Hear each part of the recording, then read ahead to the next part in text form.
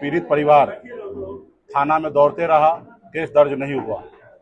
बहुत हम लोग के पार्टी के नेता लोग बहुत मेहनत किए, पटना तक संपर्क किया गया।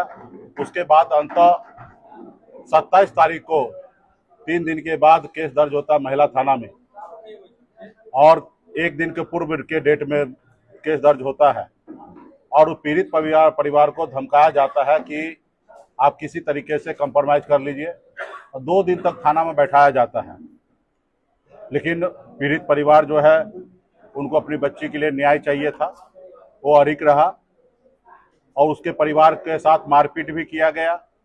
गांव के लोग, दबंग लोग, उनके दादाजी के पिस्टल दिखा के मुंह में डालकर धमकाया गया।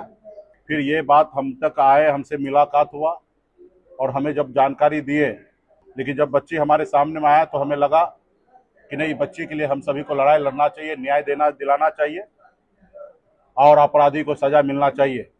और उसके बाद हमने एसपी को लगातार 10 दिन तक फोन किया, और कई बार हमने फोन किया, लेकिन एसपी साहब ना ही संपर्क में आए, नहीं बात किए।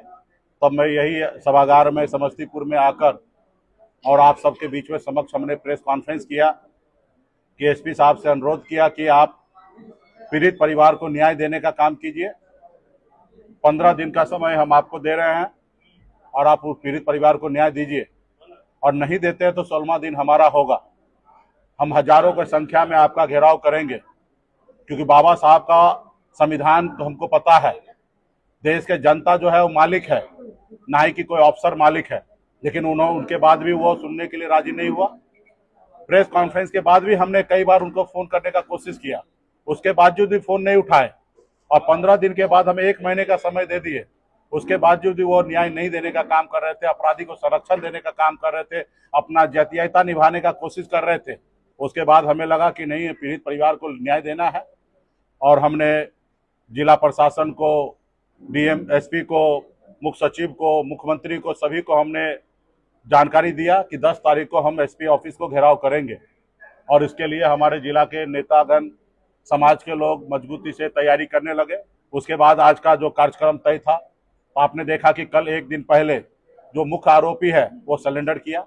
यानी कि किस तरीके से पुलिस संरक्षण दे रहा था, यह स्पष्ट हो गया कि पुलिस के संरक्षण में वो व्यक्ति था। पुलिस एक बार वो अपने कॉलर टाइट किया, एक बार धमक दिखाया, देखिए उस आरोपी जो है वो अपने आप को सरेंडर किया। यानी कि स्पष्ट हो रहा है कि ये पुलिस जो है उनको कल सरेंडर करवाया। अगर यही चीज अगर 1.5-2 महीना पहले कर लेते, 1.5 महीना पहले, तो ये नौबत नहीं आता। उसके बाद जब मालूम है कि आज हम यहाँ पे आने वाले हैं, एक राज्य के लीडर, पूर्व मंत्री और एक बड़ा